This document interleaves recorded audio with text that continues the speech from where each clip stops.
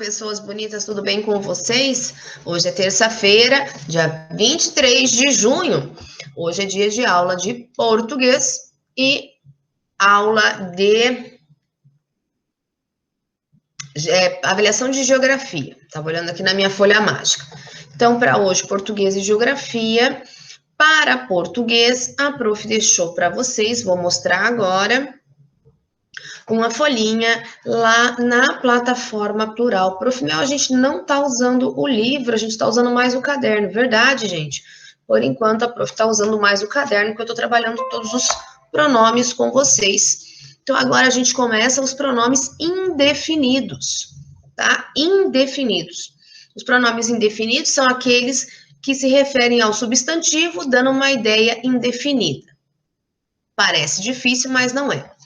Os pronomes indefinidos vão ser algo, alguém, algum, alguma, alguns, algumas, nada, ninguém, nenhum, nenhuma, nenhuns, nenhumas. Tudo, todo, toda, todos, todas. Cada, qualquer, quaisquer, certo, certa, certos, certas. Já explico esse certo e certa, ok? Mais, menos, muito, muita, muitos e muitas. Pouco, pouca, poucos, poucas. Tanto, tanta, tantos e tantas. Quanto, quanta, quantos, quantas. Ou, já explico esse quantos aqui. Outrem, outra, outro, outras, outros. Vários, várias, diversos e diversas. Galera, para vocês entenderem esse certo e certa, eu posso dizer assim, ó. Certa manhã.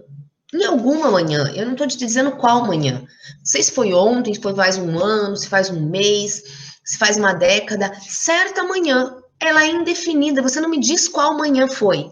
Em certa manhã. Em certo dia, eu não te digo dia. Pode ser hoje, pode ser ontem, pode ser um mês, pode ser um ano, pode ser 1000 anos.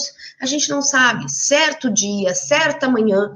Esse certo e certa vai estar sempre ligado a uma data ou a alguma pessoa. Certo, garoto. Certa, menina. Eu não sei quem, eu não estou dizendo, eu estou dizendo sem dizer, eu não digo quem é a pessoa. E não o certo de correto. Tá? Esse certo e certa não está se referindo a correto. Está se referindo a algum dia, alguma menina, algum menino. Certo, gente? Então, não é de correto esse certo, certo aqui. Tá? Bem como, quando a gente falar de quanto e quanta, eu não estou falando de preço ou custo. Eu não estou falando quanto custa. Tá? Porque esse quanto não é de quantidade, ele tá fazendo uma pergunta, né, do quanto custa, mas eu posso dizer assim, você não imagina o quanto me custa. Você não imagina mesmo, porque eu não tô dizendo o quanto me custa. Sim? Não tem como precisar. Ou quanta gente, eu tô te dizendo quanta gente que é? Qual é a quantidade de pessoas? Não, não tô. O quanto e o quanta também vão dar essa ideia vaga, sem me contar a quantidade. Todos os pronomes indefinidos, eles são muito incertos. Então, veja, eu vou ter pronomes definidos e vou ter pronomes indefinidos. Os pronomes definidos são o, a, o menino. Eu sei que é aquele menino ali. O menino da blusa azul. Ah, é aquele. Eu consigo identificar. Quando eu falo um menino, pode ser qualquer um deles.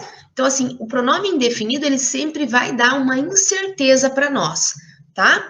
Aí tem um exercício bem simples para você completar aqui com as palavras do quadro, que são alguns pronomes indefinidos, vários, diversas, ninguém, alguém, tanto, poucos, menos e diversos.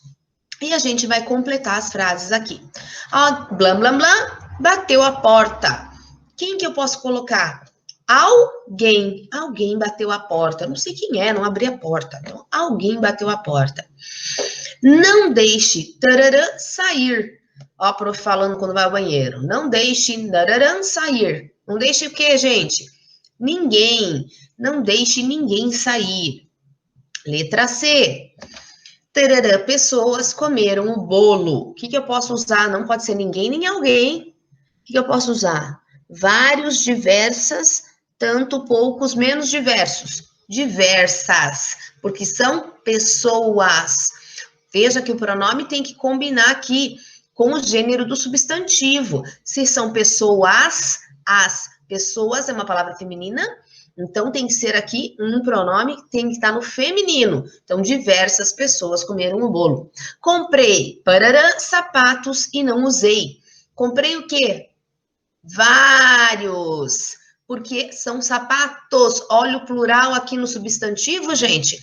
Eu não posso colocar comprei tanto sapatos, porque o tanto está no singular e os sapatos estão no plural. Então, você sempre tem que olhar bem aqui o gênero e o número do seu substantivo para poder procurar o seu pronome. Puxa, nunca pesquei tarará, peixe assim. Nunca pesquei tanto peixe assim. Tanto dá, porque peixe é masculino e é singular. E o tanto também está aqui no masculino, no singular. Lúcia tem tarará, amigos. Lúcia tem vários amigos. Olha só, amigos masculino, plural, vários masculino, plural. Ontem houve parará, trabalho. Agora veja comigo, a gente já usou vários, já usou diversas, já usou ninguém, já usou alguém, já usou tanto. A gente tem, acho que os 3 últimos, só isso? Deve ser. Então, onde eu tô? Lúcia tem tarará, amigos. Então, Lúcia tem poucos amigos, poucos, ó, os aqui. Ontem houve tarará, trabalho. Ontem houve menos trabalho. Prof. Mel, mas menos não é plural e trabalho é singular? Não, galera, não existe menos para ser singular. Não tem como.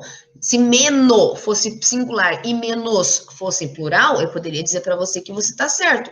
Mas menos não tem como ficar sem S. Então, não é que ele está no plural. A palavra já é terminada em S. Menos. Menos. Então, ontem houve menos trabalho. Na mesa havia tarará, livros. Na mesa havia diversos, que é a última palavra que sobrou. Diversos livros. Muito bem, plural aqui. Masculino, masculino. Que tipo de pronome você usou para completar as frases? Que tipo de pronome, gente? Pronomes indefinidos. Então, você resolve essa atividade lá que está na plataforma. Galera, essa atividade é para ser copiada no caderno. Não estou falando imprime e cole. Preste bem atenção no que eu estou dizendo. Copie no caderno de português e responda, ok? Vamos copiar no caderno de português e responder. Certo? Deixa eu parar a exibição aqui. Então, essa é a atividade que a prof deixou de português para hoje. Logo a gente tem a avaliação, a prof vai fazer uma prova só de pronomes para vocês aí, uma interpretaçãozinha de texto, vários pronomes para a gente trabalhar, então vão estudando com capricho aí nesses pronomes, tá bom? Para hoje também ficou na plataforma plural, uma avaliação de geografia. A avaliação de geografia, ela vai ser dos 3 últimos capítulos, capítulos 5, 6 e 7, que nós conversamos. Nossa, prof, mas são 3 capítulos. Pois é, o capítulo 7, a gente fez o quê? 1, 2, 3, 4, 5 páginas, e ainda foi desenho? Foram 4 páginas o capítulo? Se for frente e verso, dá 2. Então, assim, gente, é muito curto. Por conta disso, a prof colocou todos os capítulos reunidos para a gente encerrar esse módulo 2. Eu quero que você lembre que a gente vai encerrar o módulo 2 com ciências, história, geografia, português, e vai ficar apenas matemática para a gente usar esse módulo 2 mais tarde, tá? Então, só para vocês lembrarem que matemática a prof vai trabalhar muito mais no caderno do que no livro. Livro é material de apoio, não é material obrigatório, ok? Material de apoio é aquele que te ajuda, te apoia a aprender. Mas eu não gosto da maneira com que o livro trabalha o conteúdo de matemática de fração. Ele é um bom livro para outras coisas, outros conteúdos. Para esse conteúdo de fração, Percebo que a maneira com que ele coloca, e o outro livro também, que era da FTD, que também não gostei, colocava da mesma maneira, eu não gosto da ordem que ele coloca, é mais difícil para você entender. Eu vou procurar a maneira mais fácil de te ensinar. Então, a gente vai terminar quase tudo do módulo 2 agora, tirando matemática, que a gente vai voltar a rever algumas coisas mais para frente. A gente ainda vai ficar umas 3 semanas, ou 4, sem usar o livro em matemática, só caderno, tá bom? Depois sim a prof vai passar algumas atividades do livro, certo? Só para lembrar que a gente está acabando tudo aqui, o módulo 2, para você saber e lembrar e poder explicar para sua mãe, tá? A prof acha que a maneira com que o livro ensina a parte de fração, ele complica mais do que ajuda. Então a prof vai fazer no caderno, certo, seus bonitos? Então lembre-se, a gente começa com geografia. A gente está falando agora, deixa a prof achar aqui para mostrar para vocês, lá no capítulo 5, a gente começou a falar sobre o crescimento da população brasileira. Lembre-se que a prof já fez alguns vídeos, são vídeos de terça-feira, então eu te sugiro que volte no vídeo de terça-feira. Vou dizer as datas, não foi da semana passada, porque a gente estava em projeto. Então, do dia 8 de junho, no dia 1º de junho, não, desculpa, dia 9 de junho, dia 2 de junho, são 2 vídeos aqui que vão ser bem importantes que você reveja, tá? E também em maio, acho que lá no dia 26 de maio também, talvez tenha um vídeo que seja legal você rever, que são as 3 terças-feiras, com exceção da última que a gente estava trabalhando no projeto da capivara colorida. Então, reveja os vídeos de geografia, onde eu explico tudo lá que vai cair na prova. Só para vocês terem uma lembrança, eu vou fazer um rápido apanhado aqui do conteúdo de geografia, uma maneira muito rápida, para vocês lembrarem o que é importante. Então, lembre-se que a gente estava estudando sobre o crescimento da população. Lembre-se que a gente estudou que a maioria das pessoas lá em 1800, final de 1800, até agora, a maioria das pessoas antigamente morava na zona rural, e com o passar do tempo, a partir da década de 40, mais ou menos, as pessoas começam a vir morar nas cidades, saem da zona rural e vêm para a zona urbana, né? Lembre-se o que acontece, né? A população, ela passa a crescer bastante, né? Deixa eu fechar a data aqui para mostrar para vocês. Que agora, em 2018, a gente tem 208 milhões de pessoas, né? Milhões de habitantes no Brasil. Nós temos 208 milhões de pessoas vivendo aqui hoje. Que o crescimento começou a aumentar bastante a partir de 1940, o crescimento da população. Que para a gente saber o crescimento natural da população, a gente tem que calcular a taxa de natalidade, que são nascimentos, versus a taxa de mortalidade, que são de pessoas que morrem, né? E a gente calcula, então, a mortalidade versus a natalidade, a gente tem o crescimento natural ali da população. Então, lembre-se que a taxa de mortalidade indica, então, a quantidade de pessoas que morrem em cada grupo de 1.000 habitantes no período de 1 ano. Tá? E a taxa de natalidade indica a quantidade de pessoas que nascem em cada grupo de 1.000 habitantes no período de 1 ano também. Então, a natalidade vem de Natal. Natal é nascimento. Então, lembre-se, natalidade vem de Natal, Natal é nascimento. Lembra que é o nascimento de Jesus. Então, natalidade, Natal, nascimento. A mortalidade é de morte. Eu vou saber, então, eu vou calcular a quantidade de pessoas que morrem nesse grupo, certo?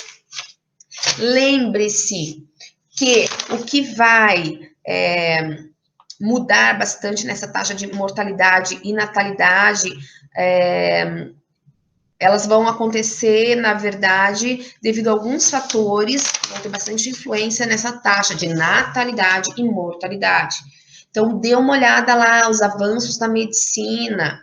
a expansão do saneamento básico, o número de filho por mulher vão interferir na taxa de natalidade e mortalidade. Então, lembre-se que a medicina avançou, hoje a gente tem mais vacinas, a gente tem mais medicamentos, a gente tem mais exames, a gente tem toda uma tecnologia melhor na área da medicina que ajuda com que as pessoas não morram tão facilmente. Lembre-se que o saneamento básico é água encanada, água tratada, né? Que é esgoto, rede de esgoto, levando toda a sujeira da casa por canos para ser tratado.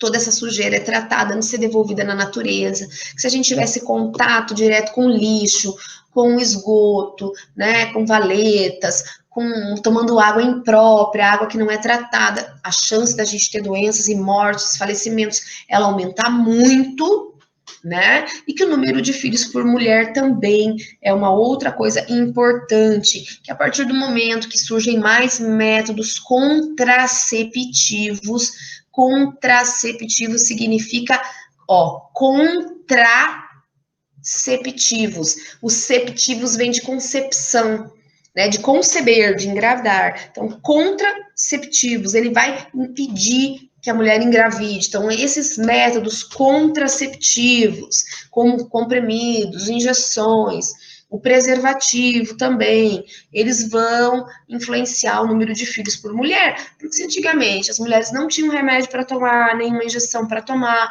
ou não podiam usar o preservativo, claro, né?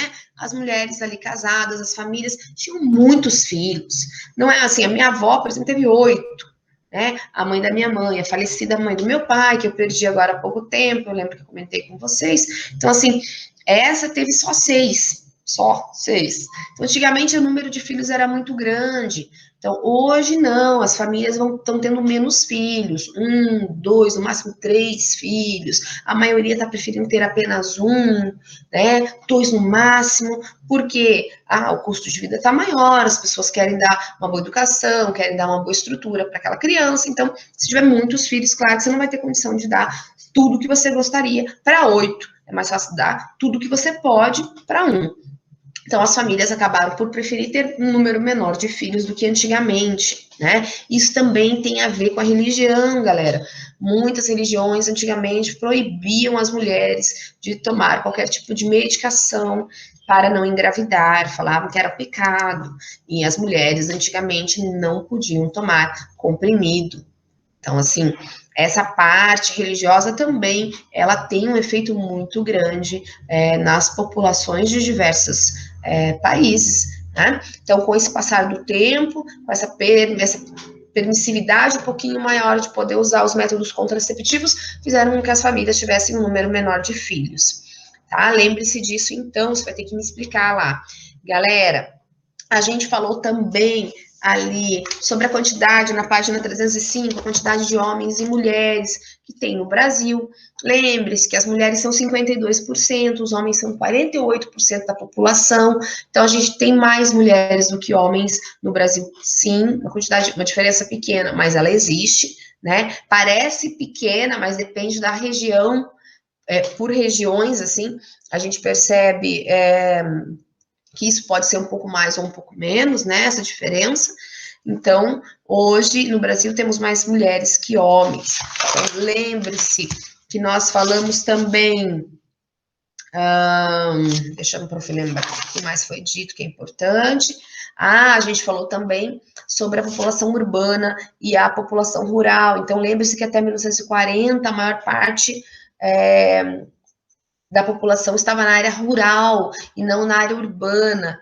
Lembre-se que a população rural, ela vai diminuindo com o passar do tempo, porque as pessoas vão procurando empregos nas cidades. Porque as pessoas param de procurar emprego no campo, então passam a procurar emprego na cidade, porque se desenvolvem máquinas, e essas máquinas fazem o trabalho das pessoas. Então, o que eu precisaria de pagar 5 pessoas para fazer um certo trabalho, sei lá, de colheita para mim, eu compro uma máquina que vai fazer esse trabalho. E eu não tenho que pagar mais nada, a não ser o primeiro investimento, eu não tenho que pagar por mês para essa máquina. Eu compro uma vez, mantenho, claro, cuido para que ela não estrague, faço manutenção, mas essa máquina vai fazer o trabalho de 5 pessoas. Então, lá no campo, as pessoas passaram a ser substituídas pelas máquinas, os tratores, as máquinas para plantar, para colher. Então, claro que isso fez com que a mão de obra sobrasse. Então, as pessoas, por não conseguirem emprego no campo, passaram a vir para as cidades. Lembre-se que isso coincidiu também com uma época que estavam se criando-se. Nossa, se aqui ficou feio. Se estavam criando muitas fábricas aqui no Brasil. Houve um crescimento industrial. Não, agora o professor vai rir, agora lembrando do Sisi. Né? Houve um crescimento industrial muito grande nessa época no Brasil, fazendo com que as pessoas saíssem, então, do campo, que já estavam desempregadas, não estavam conseguindo trabalhar, ou o salário também era muito baixo, elas acabam vindo para as cidades grandes, para a área urbana, em busca de trabalho nessas empresas, tá? É uma pena que o nosso livro, infelizmente, a gente não está usando o livro Ninja de História, porque eu queria dar uma explicação bem legal para vocês, bem nessa época de 1940, com esse crescimento, né, a partir de 1940, com esse crescimento das indústrias ali, muitas indústrias começam, isso não está no livro, mas eu quero que você entenda, ok? Tente entender isso comigo aqui. Não vou fazer uma pergunta específica sobre isso na prova, mas é por uma questão de... Gente, é importante que você saiba a história do seu país, é muito importante. Infelizmente, não estava no livro, tá? E com o projeto eu acabei me perdendo, porque eu ia colocar uma coisa à parte para vocês, daquele livro Ninja. Galera, a partir dessa época de 1940, quando se criam muitas indústrias, principalmente na região de São Paulo, ela cresce muito ali com indústrias, tá? E ocorre que as pessoas que vêm do campo para a cidade, quando elas chegam, elas vão procurar um lugar para morar. E elas não vão conseguir casas, moradia numa região central, porque é muito mais caro. Perdão. Então, lembra que a gente já conversou sobre isso lá na aula de história, quando veio a família real para cá, e eu falei para vocês, a família real pega as melhores casas, e daí as pessoas, lembra lá no Rio de Janeiro? As pessoas simplesmente, saem porque a família real vai morar aqui. E as pessoas têm que ir para a região mais distante do centro. Lembra que eu falei para vocês? Então, essa região mais distante do centro é chamada de periferia. Acontece a mesma coisa com essas pessoas que vêm do campo para a cidade. Elas não conseguem pagar um aluguel de uma casa na região central porque é muito caro. Elas acabam indo para regiões bem distantes do centro, as regiões de periferia. O que ocorre, gente, é o seguinte: com essas fábricas, eles trabalhavam muitas horas por dia. Nessa época, é uma época que a gente poderia ter feito uma discussão bacana sobre alguns direitos trabalhistas que foram conquistados conforme o tempo, né, pelos brasileiros aqui, pelos trabalhadores brasileiros. Eles trabalhavam várias horas, 16 horas por dia, 14 horas por dia, às vezes 18 horas por dia. Era um trabalho muito pesado, demorava muito. Então, ocorre que as pessoas que moravam muito distante da fábrica, elas saíam de madrugada de casa para conseguir chegar a tempo. Lembre-se que é uma época que não tem Uber, não tem moto, não tem um monte de carro, era muito raro, muito difícil ter algo assim. Usava-se mais cavalos e carroças, né?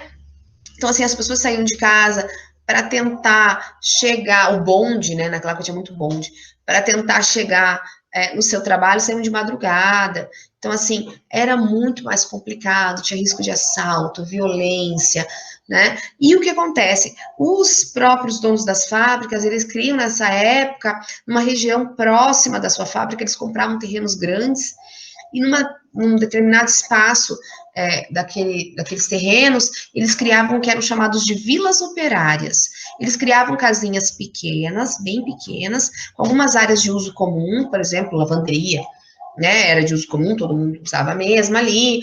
No começo até banheiro, não era separado, não era individual, ele era uma área comum, mas eles criam, então, na verdade, para essas pessoas, essas vilas operárias. E os funcionários, que são considerados bons funcionários, né, eles acabam indo morar, pagando aluguel para o dono da fábrica, porque nada é de graça, ninguém é muito bonzinho, não, eles vão pagar aluguel. Esse aluguel era descontado do próprio salário. Então, não tinha nem chance da pessoa pagar ou não pagar, ela ia ser descontada e daí recebia só a diferença. mas elas moravam bem mais próximas daí da fábrica, não precisava acordar tão cedo, nem passar alguns perigos, né? O cansaço também de você se deslocar, sair cansada do trabalho até chegar em casa. Então, para algumas pessoas era muito interessante existir essas vilas operárias. Acontece também que tudo, sempre tem um fofoqueiro, como eu falo, as vilas operárias também, elas vão dar prioridade a muita fofoca.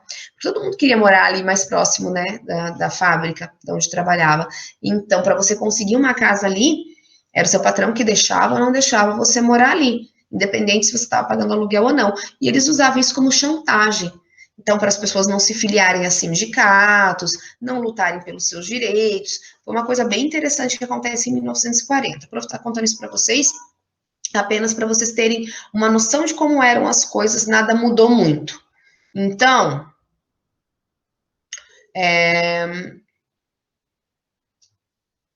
só um pouquinho que o Roberto está me atrapalhando, eu não consigo fazer uma pausa aqui na plataforma plural, tá, galera? Só um pouquinho.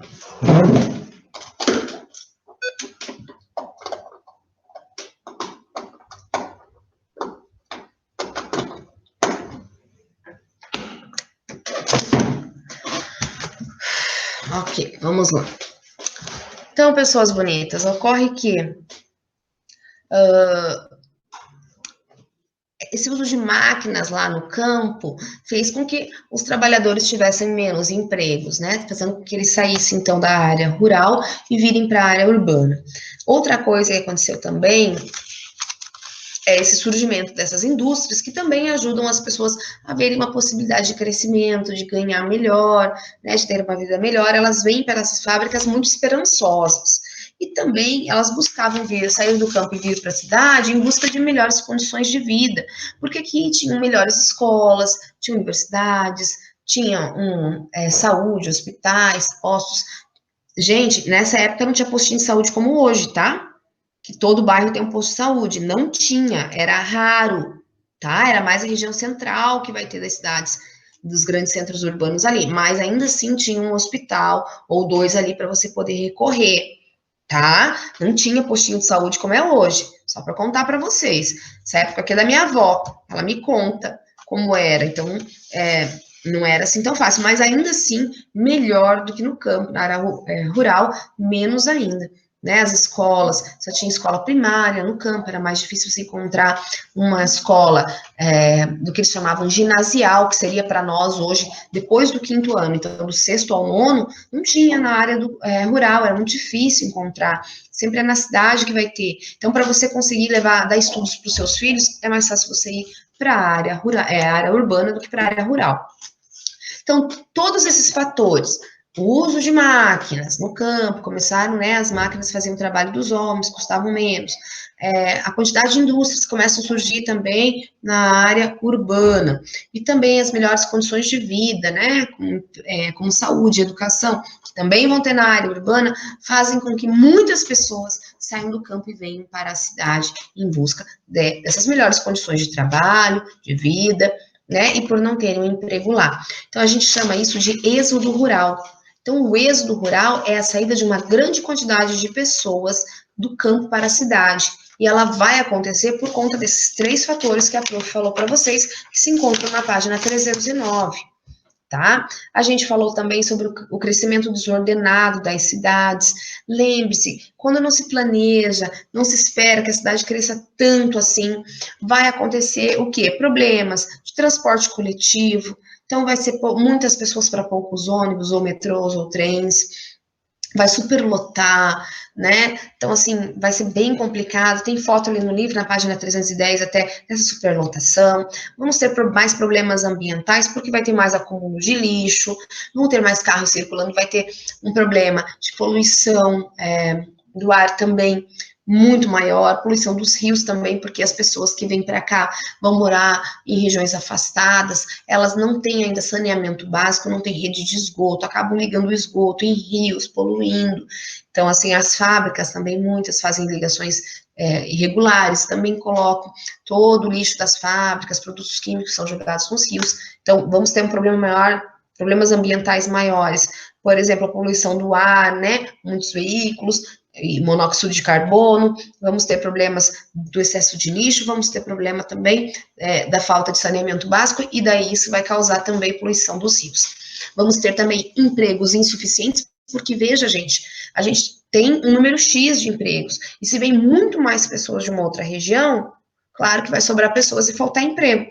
Então, vai acontecer de muitas pessoas, mesmo vindo para a área urbana, não encontrarem emprego, vai ter um número de desempregado muito maior, então vamos ter um problema por falta de emprego, vamos também ter problema por falta de estrutura e ocupação irregular. Lembra que a gente falou? Não tem lugar na região mais central, mais próxima da região central, né, pelo preço ser extremamente caro e porque também realmente não tem lugares para tanta gente que vem de lá. Então, as pessoas vão morar na região da periferia. Na região da periferia, podem acontecer várias ocupações irregulares, em lugares que não são apropriados. Aqui em Curitiba, a gente não tem uma região, ela é mais plana, né? Não é como o Rio de Janeiro, que lá é uma região mais... perdi agora o termo, mas ela tem mais montanhas ali naquela região, né? Ela tem subidas ali, descidas, são os morros, tem uma região de morro muito grande no Rio. Então, o que vai acontecer? A periferia do Rio são os morros, eles não têm outro lugar para ir mais longe. É uma região montanhosa, eles constroem as casas irregulares, com excesso de chuva, desmoronam, caem, né? Aquelas casas que a gente conhece ali todas empilhadinhas, aqueles casebres, muito simples. Então, lá a gente vai ver esse problema maior. Aqui em Curitiba e na região metropolitana, houve, alguns anos atrás, na década de 80, eu ainda me recordo, eu era pequena, mas eu me recordo de ver alguns investimentos dos prefeitos e governadores que por aqui passaram, para mudar pessoas de lugar. A prof já era professora, tinha 17 anos na época, mais ou menos, 18, talvez, quando houve, até teve, acho que foi o Requião, ele fez um projeto muito bacana com moradores de uma região de um bairro chamado Sítio Cercado. A prof morava aqui na Barreirinha e dava aula lá no Sítio Cercado. Eu acordava assim 5h45 para ir dar aula, gente. Foi bucha. Foram 7 anos do mal ali, indo para aquela região sul.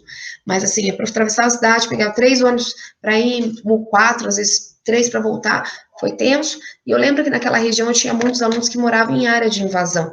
Era muito grudado com um rio chamado Ribeirão dos Padilhas, ou Ribeirão do Padilha, coisa assim. Acho que era Ribeirão do Padilha. Era um rio ali em que as pessoas colocavam suas casas e ligavam a rede de esgoto, jogavam tudo naquele rio. Então o rio ficou extremamente poluído. Para azar, quando chovia muito, aquele rio ele subia o nível de água muito rápido e invadia várias casas. Eu tive muitos alunos naquela época que vinham chorando, dizendo que perderam tudo, que tudo foi levado, a água entrou, acabou com tudo, com roupa, levou lama e sujeira, acabou com roupa, com alimento, com eletrodomésticos, tinha muito problema lá naquela região. Pensando nisso, fazendo alguns planos e estudos, eu lembro que na época o governador era o Requião, e eu lembro que ele fez alguns estudos naquela região, e ele construiu até algumas casas numa outra região mais distante, também periférica, mais longe do rio. E ele mandou construir, eram sobrados muito pequenininhos, assim, mas eram sobrados bonitinhos, muito bem pintados. E ele construiu vários ali para deslocar várias famílias daquela região, ali perto do Ribeirão do Padilha, que elas estavam em risco de vida, de saúde. Então, ele fez essa retirada das pessoas e oportunizou todas aquelas pessoas da região a irem morar nessas casas que ele fez, numa região na divisa de Curitiba e Colombo, mas para o outro lado, não é perto da minha casa, não, para o outro lado lá, para a área do Atuba, mais para frente ali. Então, ele fez para aquela região de lá, acho que até divisa com, acho que é um triângulo ali, divisa com 4 Barras, Colombo e Curitiba, ali naquela região.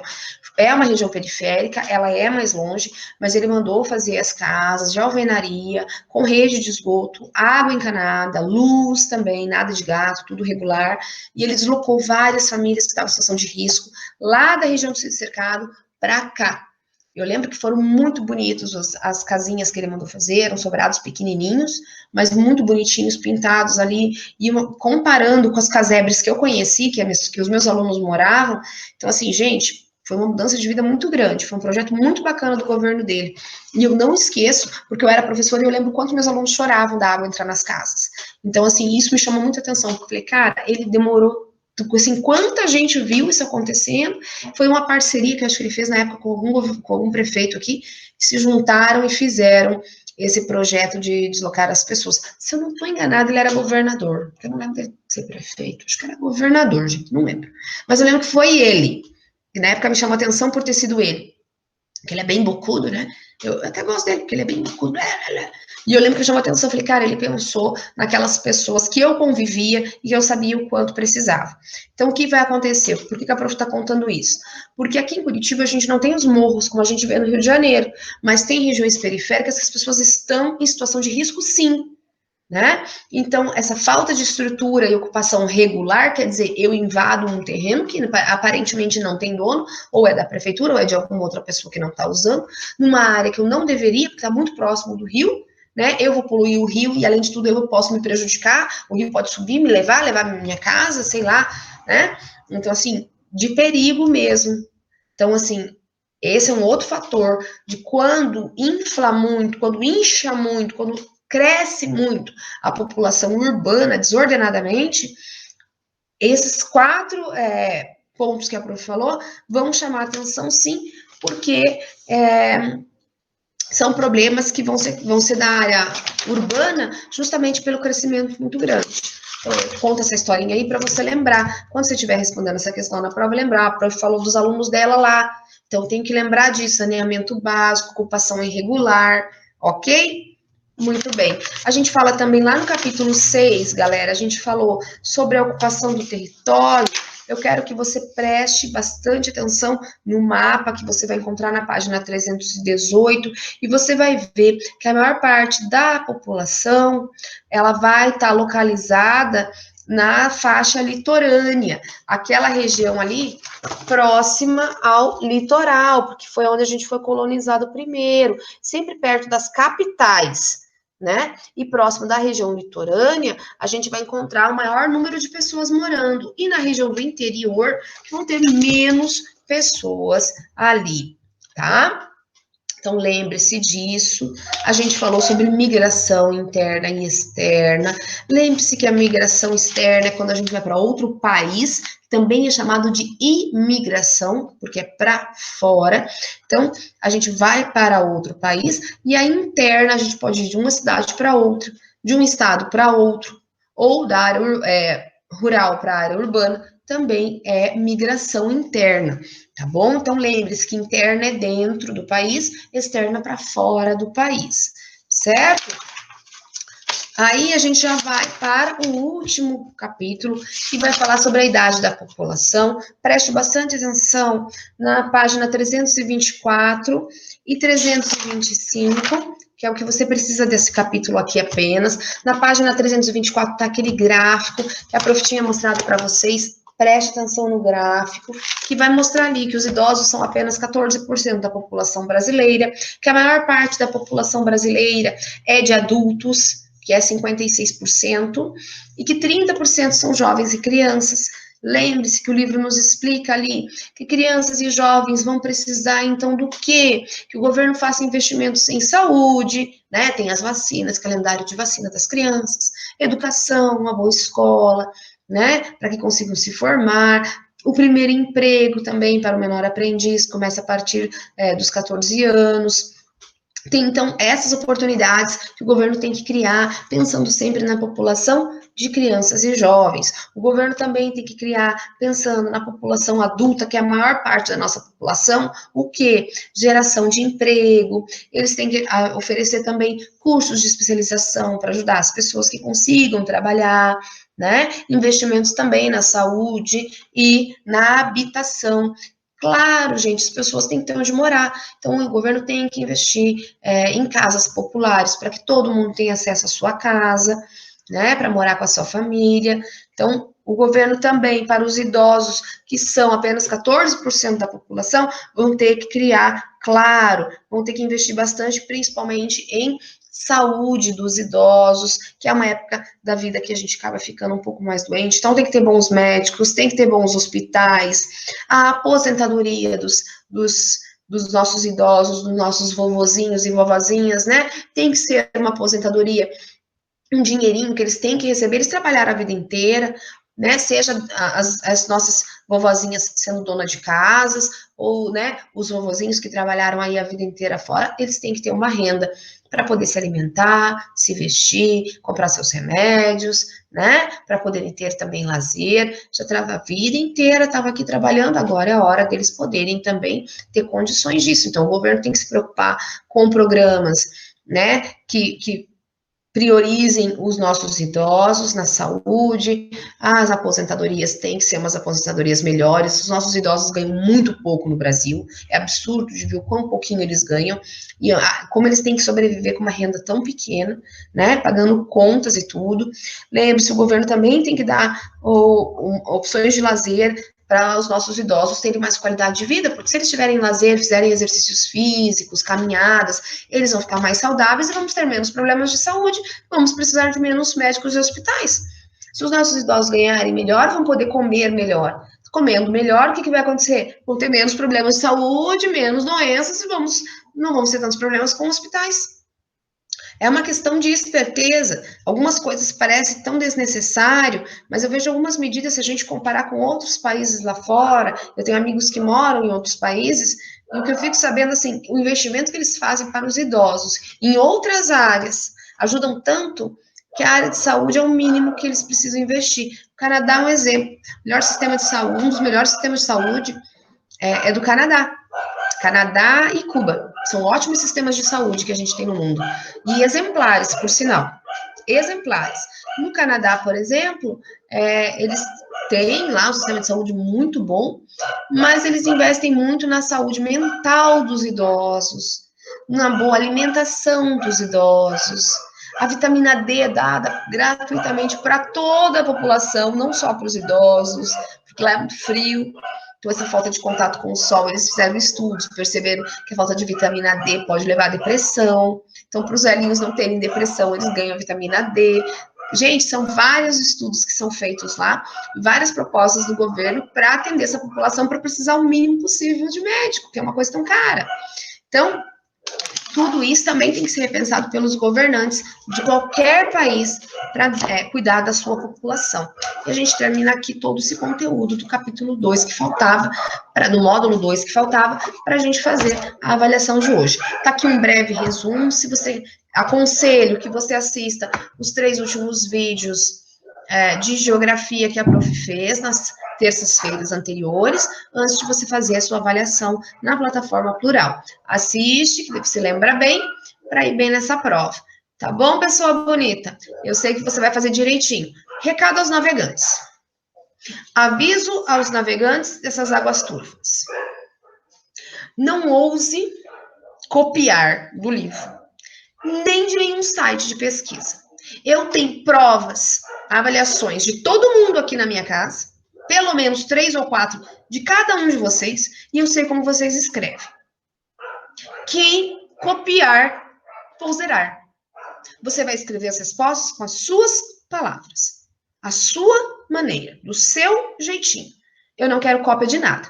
E se ousar copiar, irá zerar.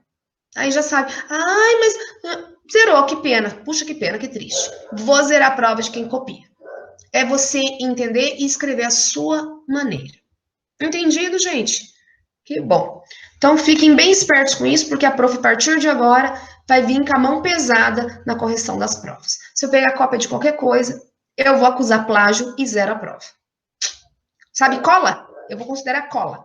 Então, não copie do livro, não copie do Google, escreva do seu jeito. Seu pai pode te ajudar a interpretar, a ler, ok, mas você vai escrever do seu jeito, certo? Que fique bem claro isso, porque eu vou começar a zerar. Certo, pessoas bonitas? Então, tá bom. Hoje a gente fica por aqui, amanhã a gente se vê no vídeo aqui no canal e na plataforma Plural, lá na live. Lembrando que a partir da semana que vem, teremos live todos os dias na plataforma Plural, e isso significa que não teremos vídeo todos os dias aqui no canal, porque haja tempo para eu corrigir todos os e-mails, todas as atividades, montar tudo, planejar, pesquisar, montar, jogar tudo na plataforma Plural e ainda gravar vídeo, que eu também sou filha de Deus, não vai dar tempo. Então, não serão todos os dias que teremos vídeo no canal, mas teremos a live todos os dias lá na plataforma Plural, às 9h15. Não, 9h10. 9h10. Todos os dias, pessoas bonitas, ok? Então, 9h10, a partir da semana que vem, acordar um pouquinho mais cedo, toma o seu café, lave esse rosto para não ver as remelas, né? E bora para a aula. Tá bom, seus lindos? Beijo de hoje, acho que ontem foi o beijo, foi pro Henrique e pro Guilherme. Então, provavelmente hoje, deixa eu olhar minha listinha. Tabela de notas. Então, o beijo de hoje vai para a Isabelle, linda da prof, que tem acompanhado muitos vídeos aqui no canal. Fiquei bem feliz com a mãezinha me contando tudo. Eu tô bem feliz com a Isa. E para o João Vitor. João Vitor, amanhã, prova de história. A sua matéria que você sempre participa. Eu adoro quando você tá aqui. Então, já vai ficando esperto para a aula de amanhã também. Certo, pessoas bonitas? Ficamos por aqui hoje. A gente se vê amanhã, então, aqui no canal, lá na plataforma. Beijo para todos os amores da prof. Beijo grande. Fui.